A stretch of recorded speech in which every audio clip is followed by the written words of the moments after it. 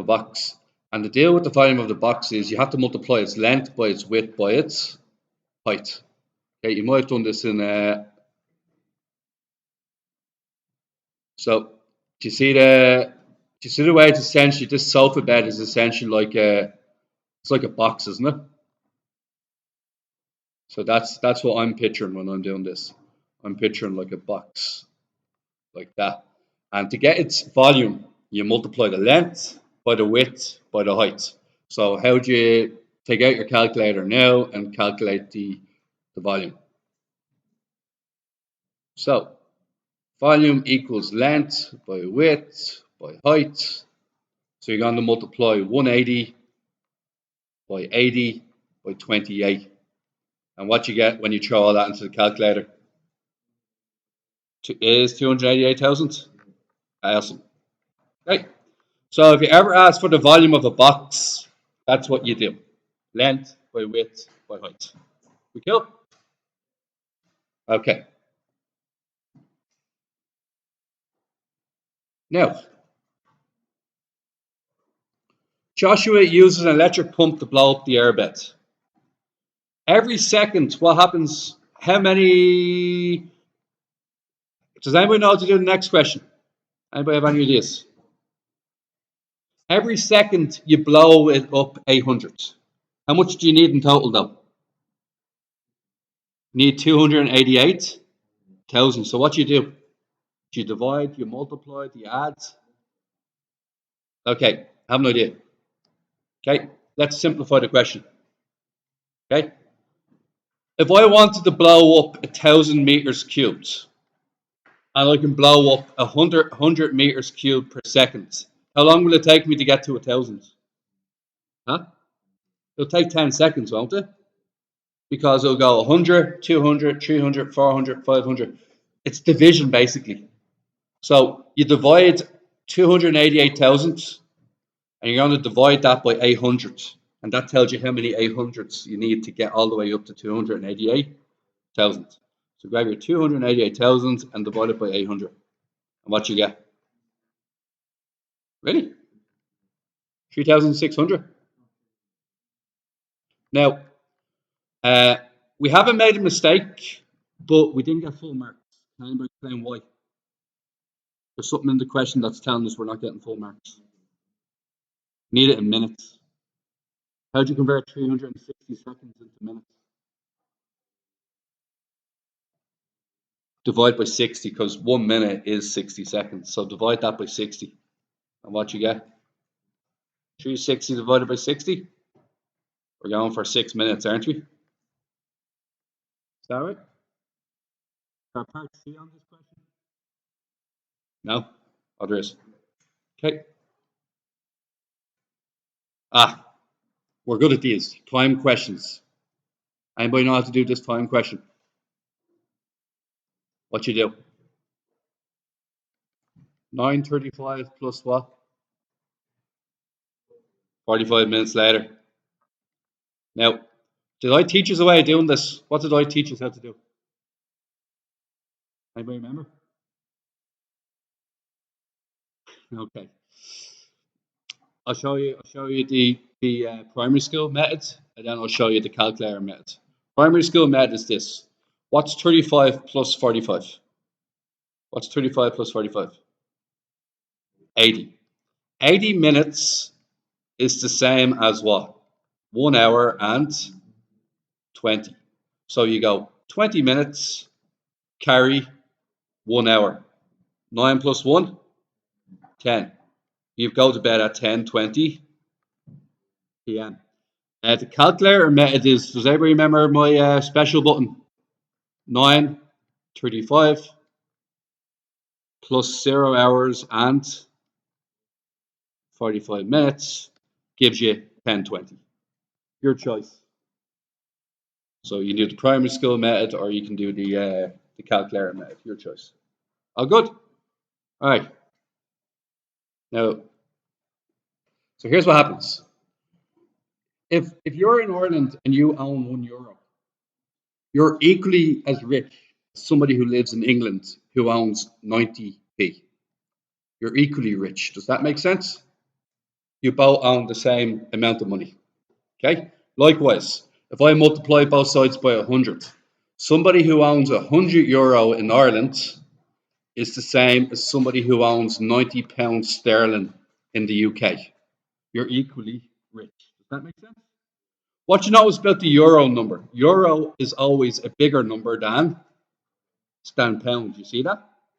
So when you buy this, are you expecting a bigger number or a smaller number when you convert it to euro?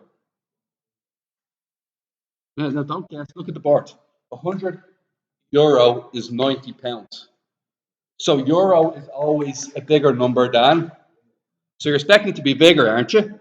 So you only have two options. Here's your two options. Your two options are you either multiply it by 0.90. How do I know that? Because that's the exchange rate. Option number two is you divide by 0.90. Do you see your two options? So what I'm going to ask you guys is try both options, and whichever one results in a bigger number is the correct answer.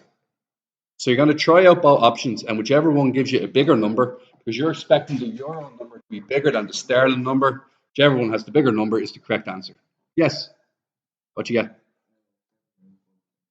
And did you divide or multiply? If you multiply by 0.9, you get a smaller number because you're multiplying by a number smaller than 1. If you divide, however, what happens? You get a bigger number, which is 17.72. So lads, you understand, you either multiply or divide, and you pick whether you're expecting a bigger number or a smaller number. So that's, have you guys done currency exchange before? So what you need to know about this, lads, are you looking? Everybody looking? When you see the word congruence, it means a triangle is identical to another triangle.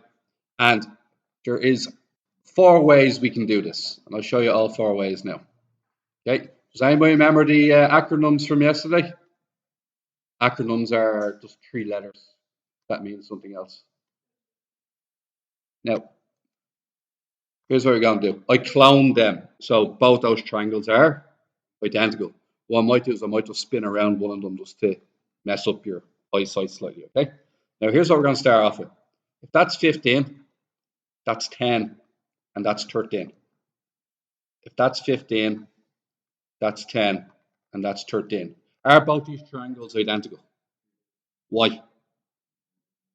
All 3 sides are the same length. This is known as SSS. We cool with that? Okay. Next thing I'm going to do is I'm going to, what did I rub out the 15, was it? I rubbed out the 15, and I'm going to throw an angle in here. Call it 100 degrees. Okay? Are these 2 triangles identical? Why are they identical? So this is called SAS.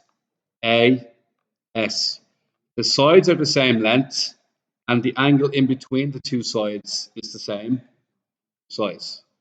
Is that okay? Now, lads, I'm about to change this question up slightly. You ready? Right. Are they the same size? Are they the same size now? I know they are the same size, but would you, because I moved to 100 degrees, what happens then? See, the 100 degrees is in between the 10 and the 15. Well, and this one is in between the 13 and the. That means they're not the same size, if that was to happen. Okay, next one we're going to move on to is what's called ASA. Ready? So we did SAS, now we're going to move on to ASA. So here we go. 40 degrees, 40 degrees, get rid of the 13. Are these 2 triangles the same? Yay or nay? This angle is the same as? This one is the same as? That one? And the side in between both of them are the same, aren't they? So this is known as what? Angle, side, angle. A, S, A. You cool with that? That's known as ASA. Now, I'm going to change this slightly. Here's what I'm going to change it to. Ready? Instead of that being 10, I'm going to change that to 13. Are they the same now? Are both triangles the same? Why not? Different lengths in between them, isn't it? Okay. Are they the same? Are they the same now if I change that to a 50? Why are they not the same? Huh? Perfect. Last one. R stands for right angles. So what do you think I have to draw now? A right angles triangle. Okay. Here we go. And this is known as, this is a bit of trigonometry, so you guys should be good at this. Okay. Now, what's the longest side called in a right angle triangle? What's it called? Perfect. Okay. See this 90-degree angle? It's otherwise known as a right angle triangle. And you have the length of any other sides. Any side you want. So I'll give you an example. If this is 10 and that's 10, that's H. Sorted. Is there right angles in both of them? That's R. I'm going to say that this is a length of 8 and this one's a length of 8. Are two of the sides the same length? They're about 8, aren't they? So this is known as RHS. You have a right angle, the hypotenuses are the same, and one of the other sides are the same. This means they're about exactly the same triangle. Is that right? And these are your 4 letters. Anytime you see the word congruent, if you write down those 4 combos, you usually get a mark straight away. Now let's try this out, this question right here. Ready? Here's the triangle we're looking at. We're looking at this triangle here. Okay? And what type of combo do you think it looks like? It has a bit of SA. Would you agree with SAS? Would SAS make sense? Side, angle, side. Now let's check it out with the other triangles. Okay. Is this triangle exactly the same as this triangle here? Yes or no? Your choice. Is it the same or not? It is. Why is it the same? 80, 80, 3, 3, 4, 4. Okay. Is the next triangle the same? Yay or nay?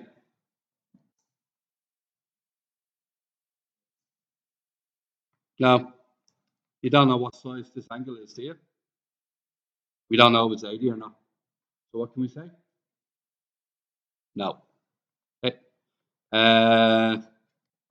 Sorry, I just need to cut this. What about the next? What about the next triangle over here? Is it the same? 80, 80. What's the problem though? The 80 isn't between the 3 and the. Is the 80 between the 3 and the 4? This 80 is between the 3 and the 4.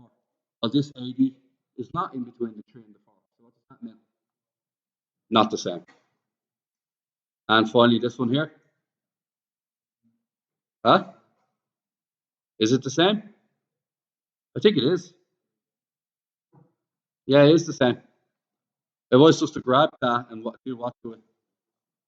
I just spun it like that. You can see they're the same, can't you? Did anybody get all that out last night? More or less, or? All right. Keep going. Yes, sir. Yeah, go on. All right.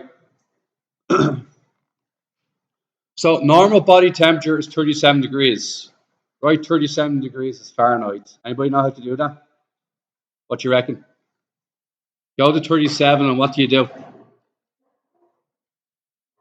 Go up to 37, hit the line, and then what you do? Go straight across, and what do you think it is? Anybody get 98.5? Because this basically means 37 degrees is the same as 98.5 Fahrenheit. Do you ever read temperatures when you're in the States and it says Fahrenheit? So this is a Fahrenheit to Celsius measure. Okay, the temperature above 100.4 Fahrenheit is high, right? 100.4 in degrees Celsius. It's difficult to do. So what do you reckon? It's about 100, and it's not 100.5, it's 100.4, isn't it? So we just go slightly above halfway, hit the line, and go down. What do you guys get roughly? 38.1-ish? Anybody get 38.2? Something like that, is it? You're allowed a margin of error. That would be 38.2. All good? Okay, let's move on. Point S is marked on the graph. Estimate the point S. Carol, any idea how to get S? What do you reckon? 3, 2, and 89.5. Are you happy that's what S is? What? Yeah, that's fair enough. Cool. Okay, what does it want from us next? What did we say again? 3, 2, and 89.5, was it? Okay. It wants us to work out the slope of the graph. Anybody know what the slope formula is? We did it a couple of days ago. What?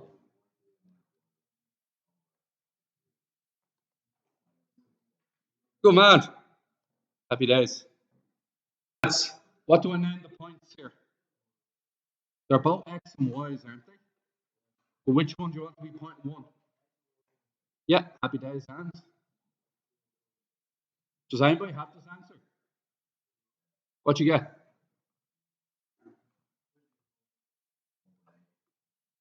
1.8. So do you know what that means? Every extra Celsius you go up is actually worth 1.8 Fahrenheit. So if you go from 20 to 21 degrees, you add on another 1.8 Fahrenheit. So what number's going here, lads? Albert, you've just down? Taken down? You're filling it in, Jamie? You filling this in? You have it. And what's the other one? Everybody knows how to throw in the calculator, do you? And what you get? We said 1.8, was it? Happy days. Okay.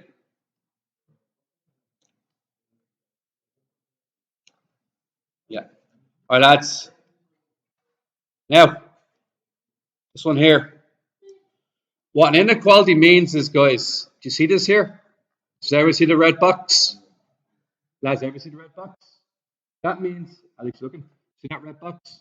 That means all the temperatures below 36. Everybody agreed? See, the crocodile's mouth is aiming for the larger meal, so it's claiming that 36 is bigger than T. Now, what does this mean? 36 is smaller than T, but T is also smaller than.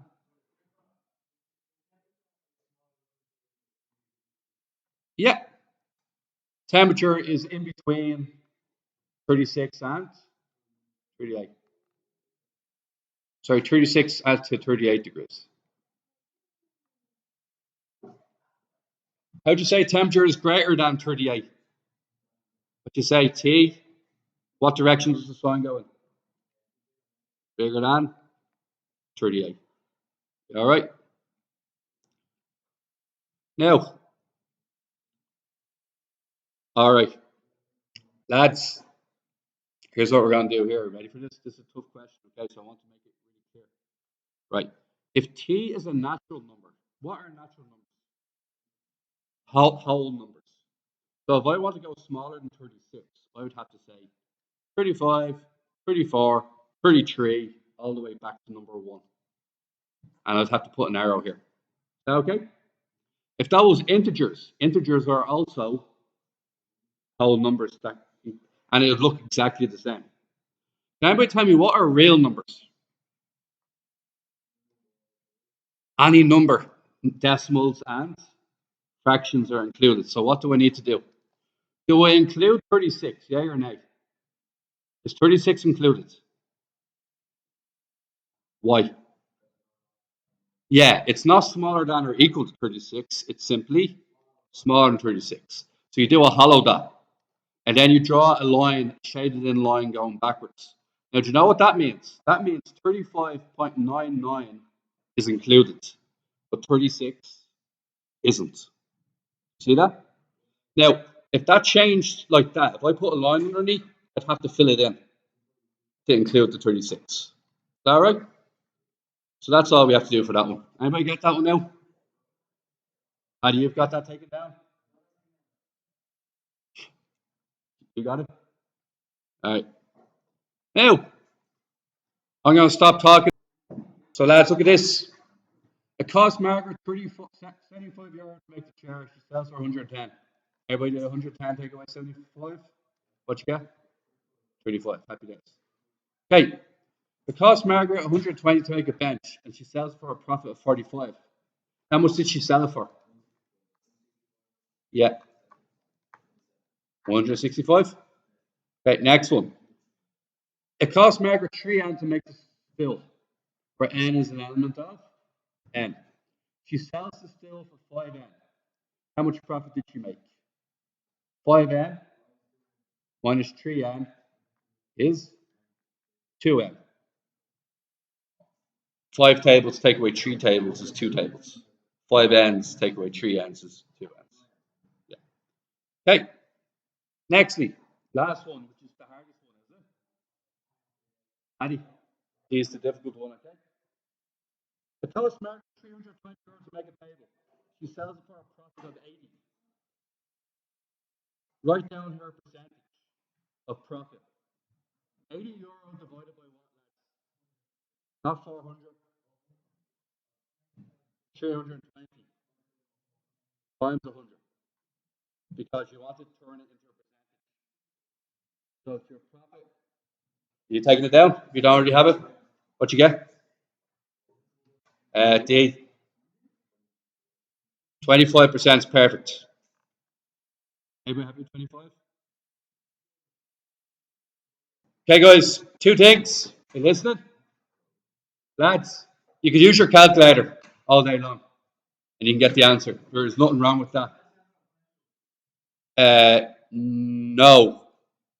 When you're adding fractions, you don't add the bottoms. You have to have a common denominator. Yeah. Yeah. Now, lads, if I'm being honest, in an exam, if it gives you the option, I'm going to use this. And I'm just going to go 29 over 21. Now, you guys are a top ordinary level class. So you guys should know how to do basic fractions anyway, just going forward. So here's what you do. You count up in sevens. 7, 14, and 21. Which one does 3 divide into? Divides into 21. So you change them into 21s. And what happens when you multiply it out? 14 over 21 plus equals. Yeah. If I'm doing the test, I'm putting that in the calculator all day long.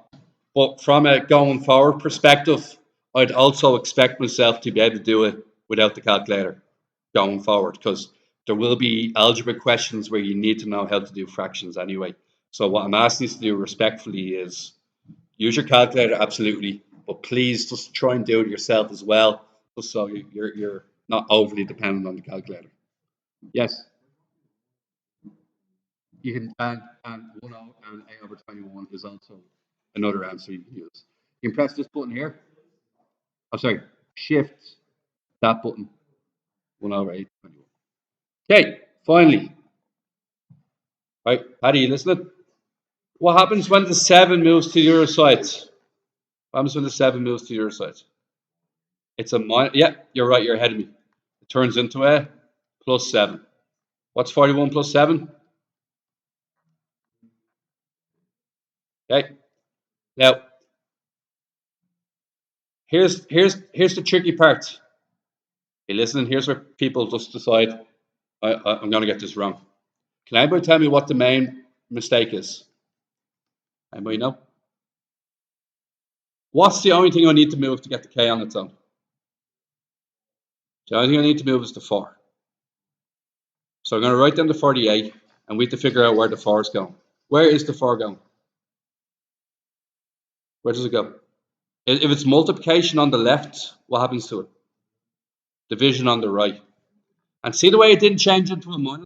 See the way it just stays as a 4? That's because multiplication changes into division.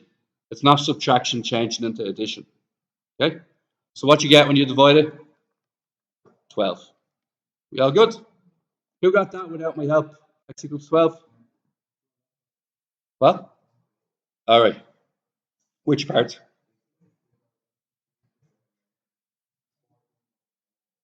Okay, gotcha. All right. Lads, just before I check out, you guys are going to try 11, 12, and 13 tonight.